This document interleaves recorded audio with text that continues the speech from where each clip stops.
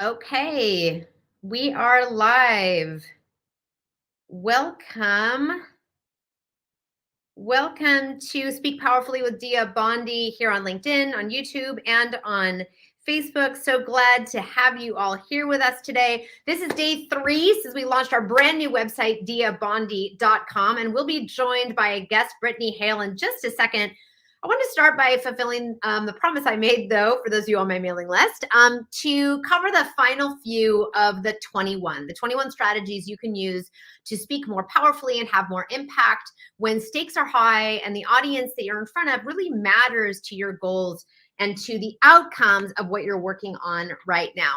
You can get the 21 at diabondi.com. Right now, it's very easy to get as a downloadable PDF. And the idea here is not for you to pick all 21 and do all 21 of them, but to find one of these strategies that you can start practicing with and experimenting with, one that is resonant, one that is interesting to you, so that you can speak more powerfully at your most critical communications moments. Now, we've already gone through the first group. We pulled out and talked a little bit about 9 and 10 yesterday with Maria Ross. You can find that live stream, which is up live today. And I want to just spend a minute talking about the last 3, 19, 20, and 21.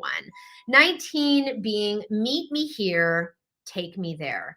This is, while yesterday we talked about trusting your audience is really important, that they can handle whatever you throw at them. We want to also make sure that we're meeting them halfway or even a little further than halfway and meeting wherever they are and then taking them where we want to go.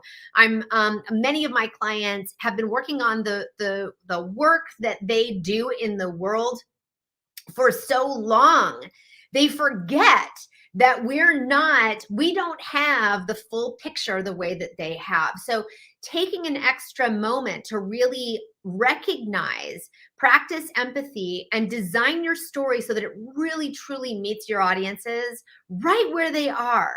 Just enough for them to be met and experience you meeting them, and then bring them where you need to go next. So sometimes that can be as simple as how you start with an opening. Sometimes that can be about acknowledging something that they all know, but nobody said out loud, or creating a shared moment so that we are having exactly that, a shared moment before we continue on the journey that you're there to take us on. Number 20, I love this one, is that fun is good. Now, fun doesn't mean being ridiculous, doesn't mean about being entertaining necessarily. Fun doesn't mean being silly or funny necessarily. In fact, some of the most compelling coaching engagements, workshops I've delivered where folks have transformed how compelling they can be in front of the room, what they say back to me is that it was fun for them. They weren't necessarily smiling or being funny. They were taking themselves, their audiences in this moment very seriously, but there is fun inside of approaching something in a way that is so compelling, so engaging, and sometimes so thrilling for you that it can't help be engaging, compelling, and thrilling for us as well. And that is super fun.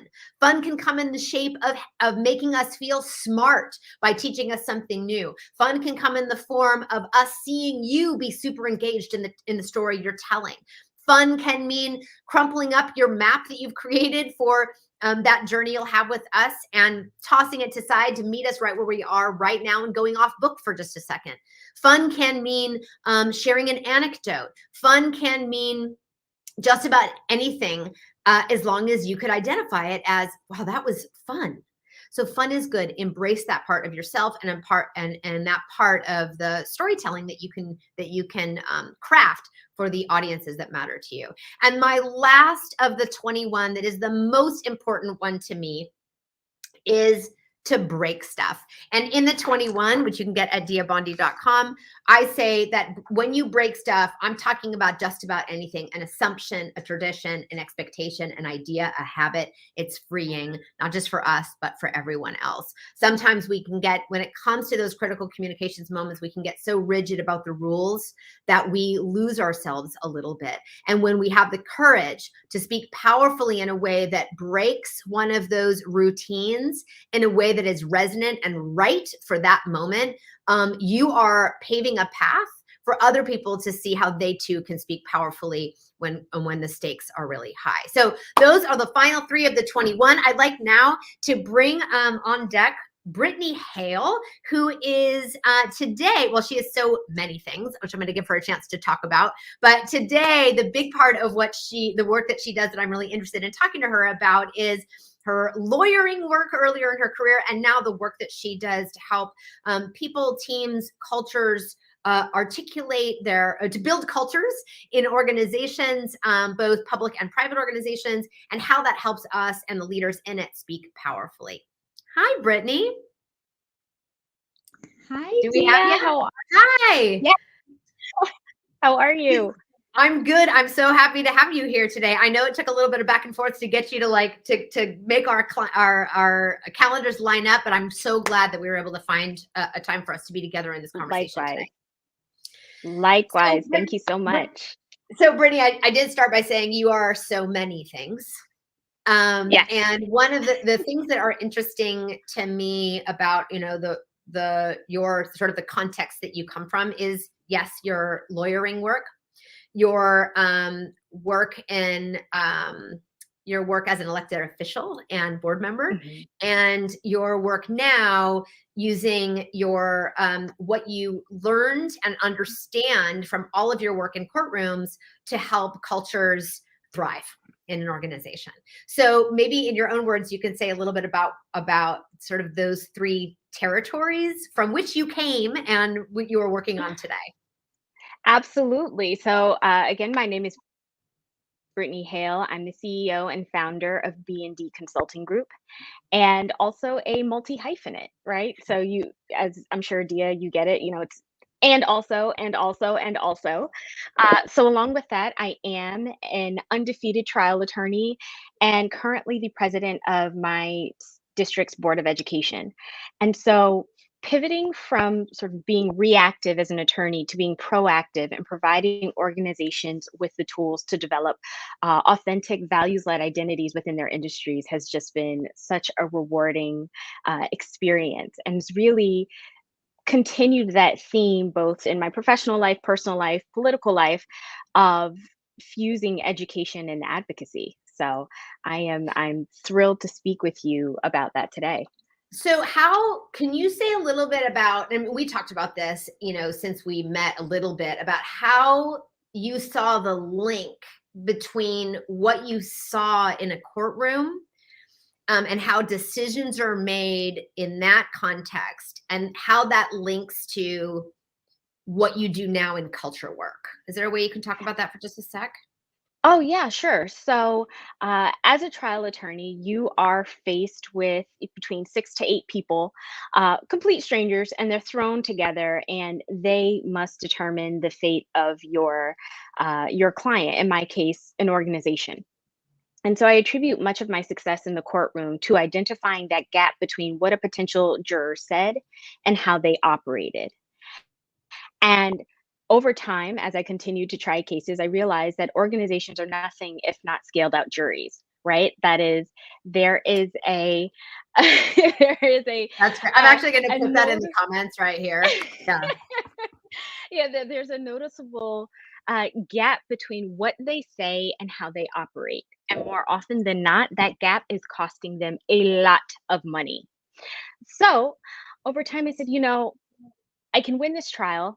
There's no opportunity to reflect upon what we might have learned, or the organization settling out. But essentially, they're budgeting out a line item for bad management. So what if we took that interest, that intention, and those resources, and instead became proactive to build out these highly engaged, resilient, trustworthy audiences within organizations? And so that's what I pivoted toward doing, and that's really the focus of B&D Consulting Group. Cool. So let's talk for a minute. So this show is called Speak Powerfully, and Yes. this is about story strategies, and tools around speaking powerfully. And I love inviting folks like you on who, in your role, to current role and previous role, and on the board of education that you run right now, like I can imagine that knowing how to speak powerfully, and having that as a, not just a skill, but as a, I don't know, like a full on leadership attribute that you have, that is, I would imagine, has been cultivated. Like, I'd love to hear, step undefeated in a courtroom is no joke. And tell me if I'm wrong, but like learning how to and embracing a powerful voice in yourself in that context, I imagine was a critical component of your track record, of like gaining the track record that you have. I mean, there's one thing to be great at Absolutely. lawyering. There's another part of like being able to speak powerfully on behalf of the lawyering you did before that trial moment. Can you talk about that journey for you, and like, how did you get good at that? Absolutely. And I have to say, when I was in law school, my first year, my legal writing professor said, "You're going to be a trial attorney." And I said, "Absolutely not. I don't scream. I don't yell. I am nothing like those nuts people on Law and Order."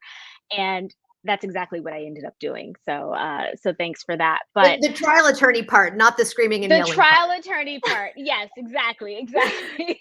And, again, so much about speaking powerfully is speaking with intention.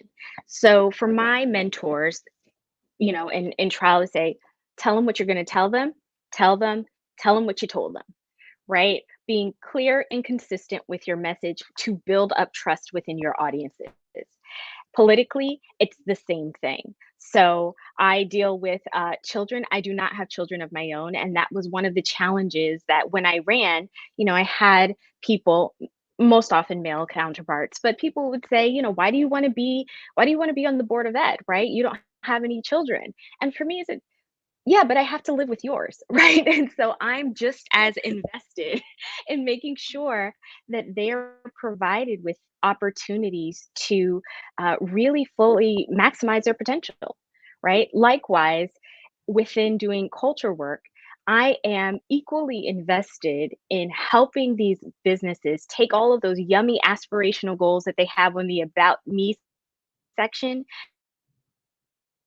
and operationalizing them so that they can close that gap. And what we see on a Glassdoor review, what we see on a social media review of these organizations is consistent with the story that they would like to tell. I think every organization, every individual deserves to be able to tell that story and So, speak powerfully in doing so. so when you think about, tell them what you're going to tell them, and then tell them what you told them, that's a great story strategy. And you have to do the work to get clear on what that is. And it's got Right, to have the right logic, and it's got to be grounded in truth, and, all that.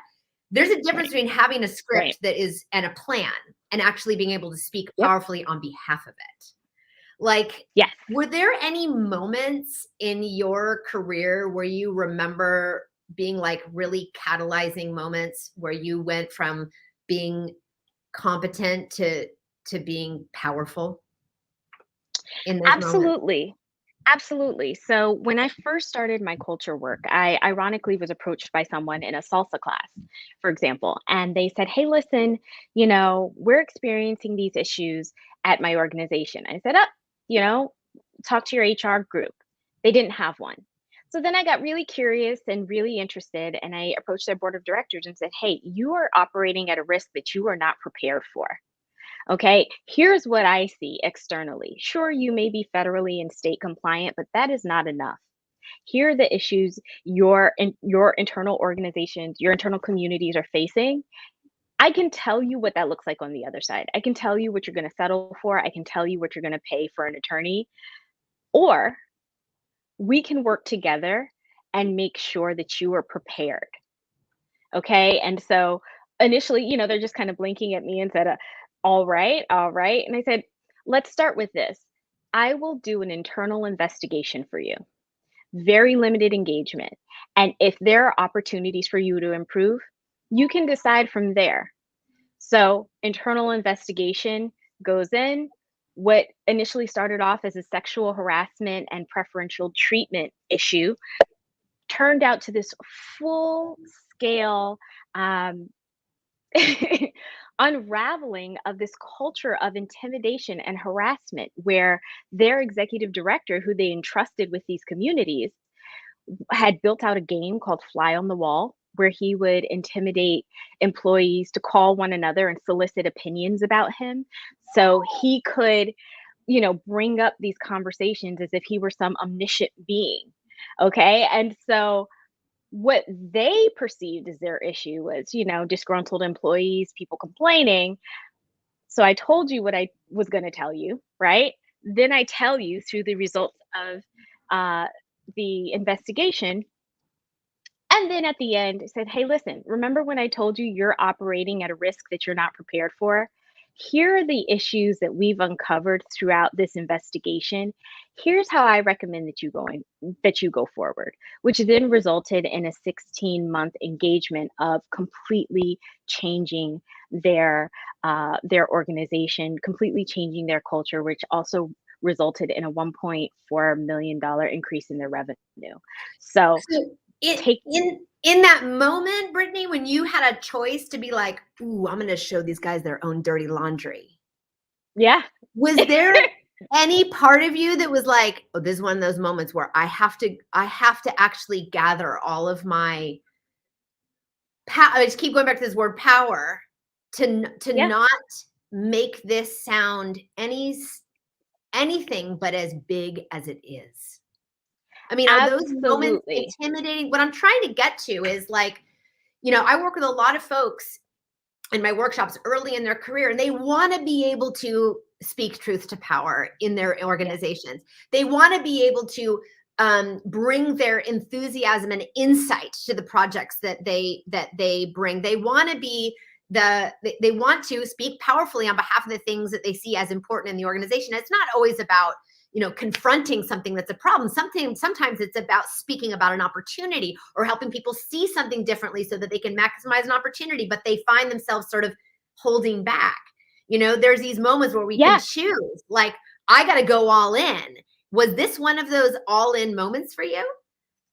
1000%. And actually, I remember that feeling of, it almost felt like uh, getting to the edge of a diving board, right? And just plunging in, because I had one of the board of directors come and say, I see these results, but, I'm not a lawyer, but there has to be some sort of proof. And that's the difficulty with a lot of these situations, right? When you have conversations, very rarely are you going to have that gotcha moment, right? Where you catch someone red-handed. But me jumping off the diving board was to say respectfully, I am, right? You may not be an attorney, but respectfully, I am. And even though I am not here as your attorney, I can show you what the settlements look like. I can show you what the verdicts look like. Okay? So this is completely up to you. And it felt like diving off, and then I was just kind of underwater for a moment. I didn't know if I was going to sink or swim, right? Because I didn't know what their reaction was going to be. This young woman who came in and does not know our organization at all, how dare she tell us what we're going to do? And I did, internally freaking out, but externally, um, part of my language, I knew my shit, Yeah, and I knew absolutely. And that I was going to show them and I could prove to them. And allowing that silence after making that statement, and just letting that statement be, because it was enough. I didn't need to over explain. I didn't need to try to convey my value again, right? They knew who I was. They knew what I came there to do. I did exactly what I told them what I was going to do. It was up to them to make that next move. It's that sort of mic drop moment. and so in that moment, can I dig into that just a little bit? Please do. Yes. So, because I think that, I hear, because I do communications work. I hear so many Hmm. people being like, "Oh, I'm not born with it." Hmm. Like, I'm not the Steve Jobs. Everyone loves to use Steve Jobs as an example. Like, Right. I can't just get on stage and have impact. And I'm like, no, these moments, these critical moments where stakes are really high and you have a choice to speak powerfully or to not, or you have a choice to speak up or to not. You have a choice to explain and defend or not. These are all we learned. These are all moments where we made decisions and learned from them. So in that moment, were you feeling, I'm going to ask you like sort of a menu of questions. And if you're like, none of Okay. those, great. Were you feeling powerful in that moment where you were like, with all due respect, or were you feeling, like your small animal version of yourself? Both, right? But I also Beautiful. knew I I love that. knew internally, oh my gosh, oh my gosh, oh my gosh, I can't believe I just said this. This is someone who's been in the business 30 years, right? They are very experienced within their industry. I'm industry agnostic, right? As a culture and Yes. values consultant, I deal with people across industries, but Right. they are very clear on what they want. This is their organization. How dare I come in and tell them? Yeah. But if I'm staying true to my values, one of which is authenticity, how dare I not? Right? I knew that I drafted 20 pages worth of facts that was going to hurt them. How dare I betray myself and betray my truth and what I said I was going to do by not taking that opportunity up. So, I yeah, love that. both. So I love that. So one of the things, I notice when I work with folks is that there's a moment where they are being compelling and powerful. Like there's Mhm. that moment. And it is a moment where they are freaked out and emboldened at the same time. It's Yes. like, and so I say, look, we all can have more impact. The question is whether we can tolerate our own power in that moment. Like Mm. you had, you're smiling. What's the smile? Yes. Yes. I mean, I'm thinking about all of the moments where I spoke powerfully and internally it was just like this could be my job, this could be my business, this could be the end of my reputation, or it couldn't. It could not, right? It could be Or it something could that be is going to creating a new moment. exactly. Exactly.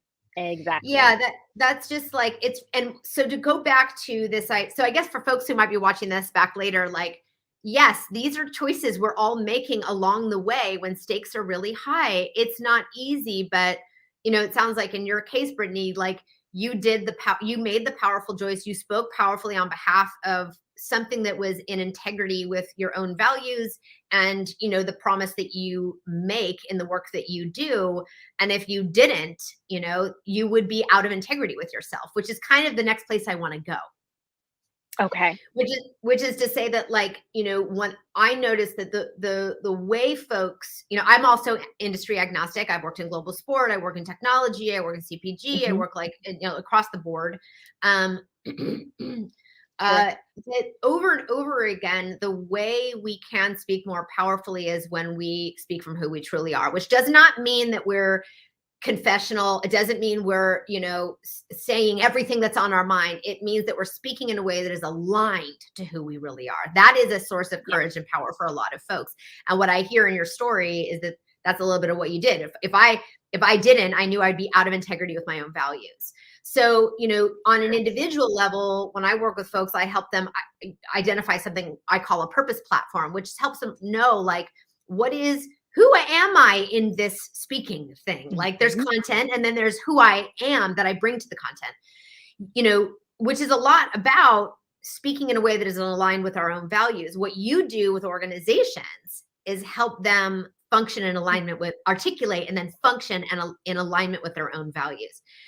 This is a yes or no question. I should come up with something better, but do you find that organizations can function more powerfully when they've articulated and hold themselves accountable to acting in alignment with their values?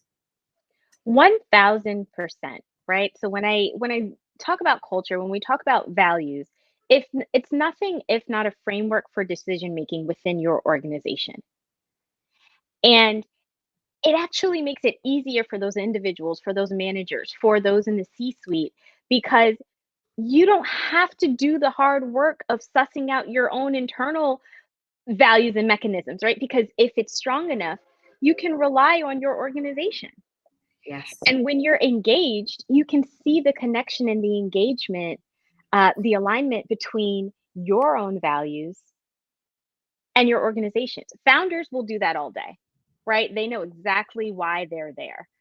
But as you expand out a team, which naturally you must for most organizations to be successful, you're dealing now your locus of control is a bit more minimized, right? Because you can't just come in and have a conversation with five people in a room. Now you've got 50 employees, 500, 5,000. How do you extrapolate that out? How do you scale that out if you aren't clear on the foundation that you're setting? If you're not consistent with the foundation that you're setting, you're leaving people to use their own value system, which is incredibly subjective and where we get into trouble.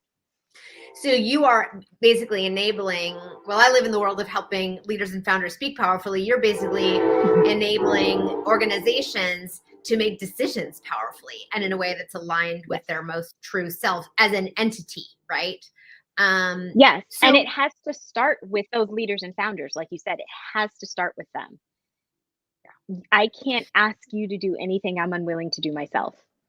I find that with the founders that I work with, they are grappling though, especially when they're sort of like between Series A and Series B, they're grappling with Mhm, not, articulating their values as an mhm. organization, trying to figure out how to use them or talk about them as a leader and what function they really serve. They feel like they almost sometimes to some founders, I hear them going like, oh yeah, we've written a few down, but I don't know if I even like them.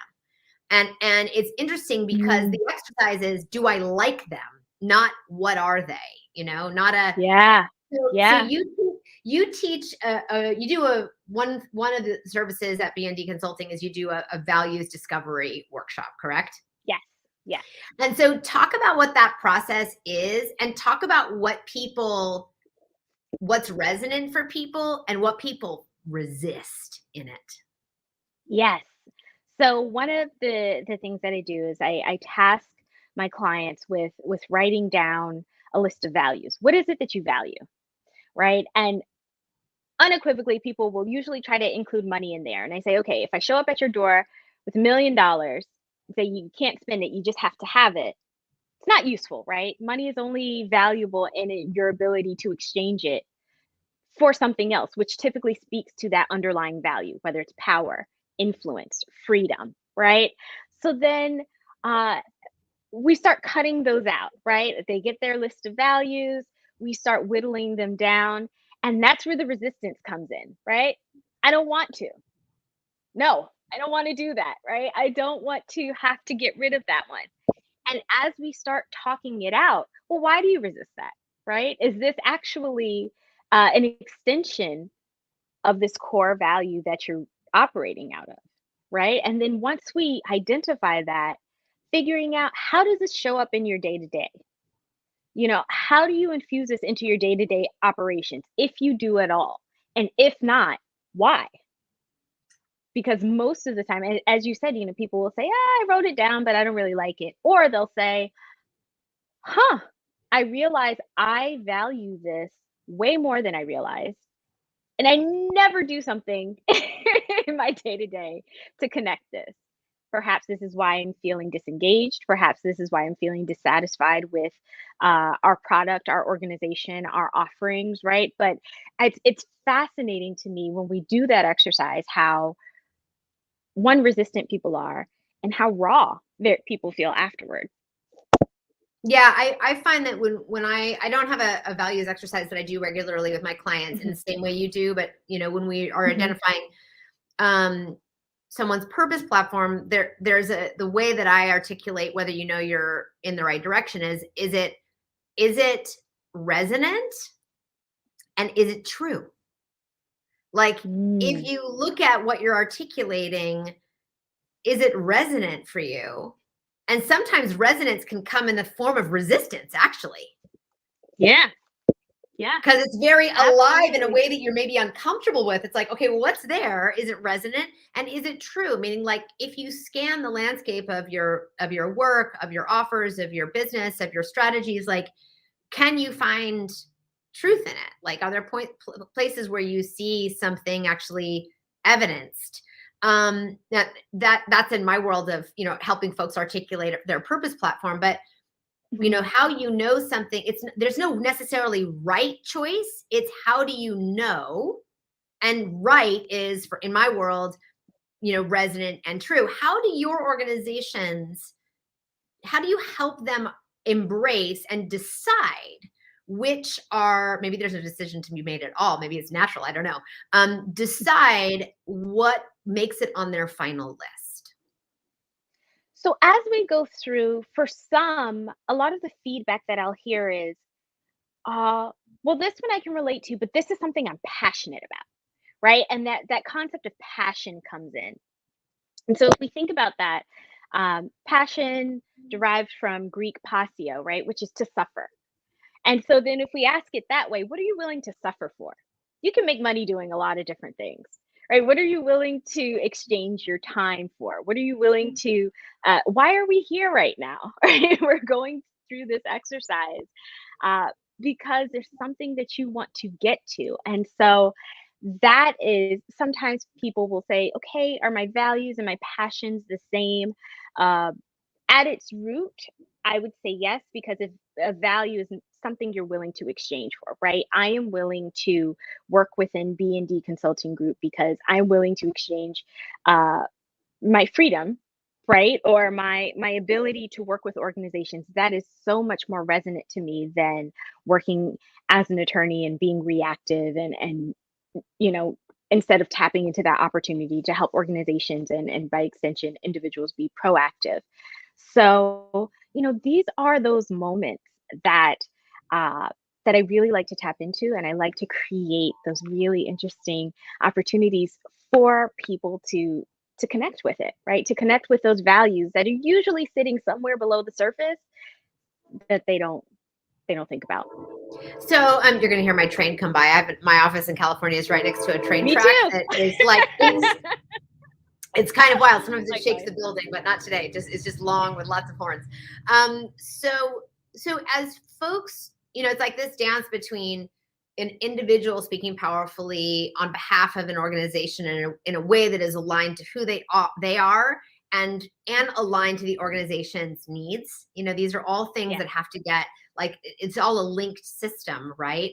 So for leaders and absolutely. founders who are who don't know how to use their organizational values as an I would say, like, as an asset to their voice, what would be your advice?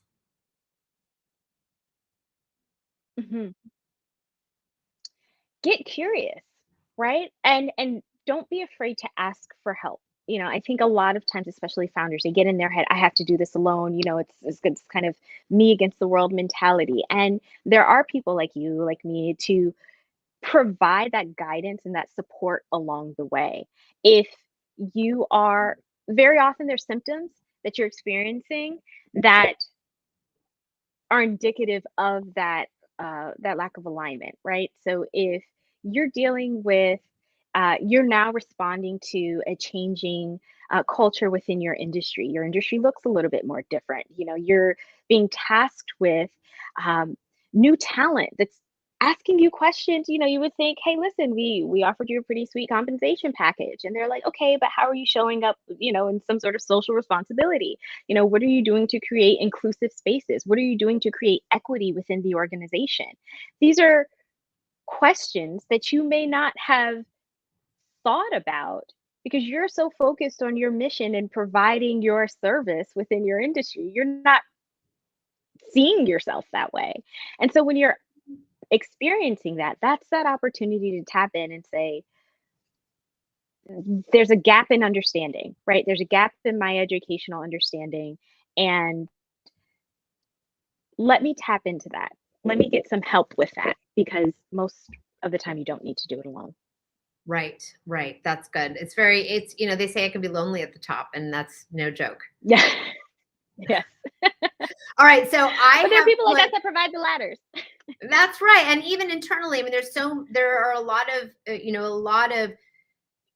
and I mean, it's kind of interesting because there's a point where, you know, you might have a group of leaders who are defining the values of an organization, But those values also, when you think about culture, infuse the culture, or they are present in the culture, but the culture is going to grow. It also has to be true for the culture that exists, because the culture isn't owned by 5 people at the top. The culture is defined by everyone, Absolutely. the shared relationships of the collective, right?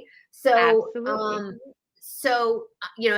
helping, I think your point about getting curious, and when leaders have to think about, how do I link strategy and values and my own leadership voice to find other stakeholders in the organization who can help you who can help you stitch together, the business strategy, your leadership voice, and the actual values of the organization at critical communications moments. You're not going to be guessing as much.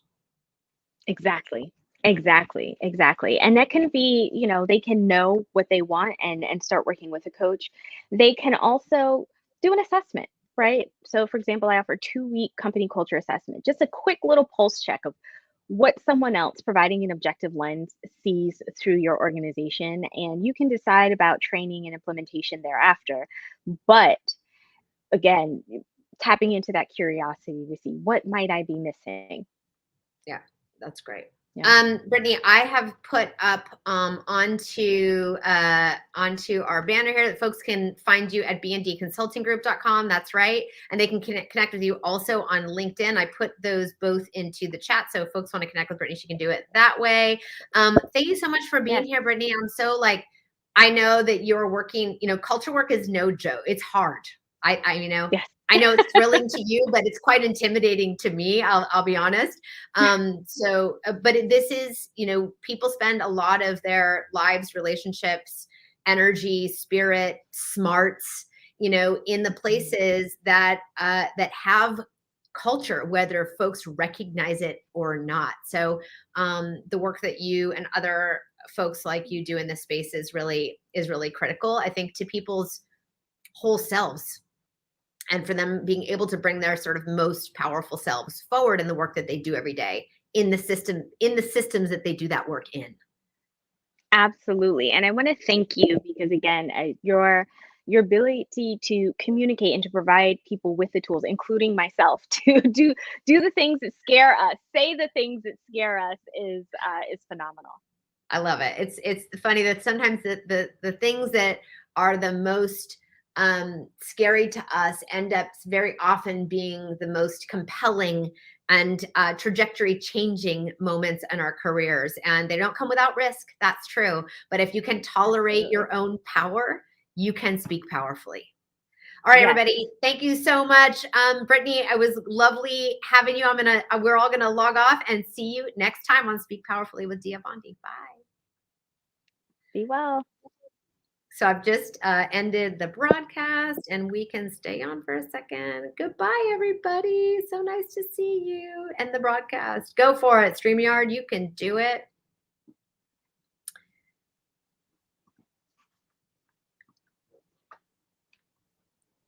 It is ending, and it will end soon enough.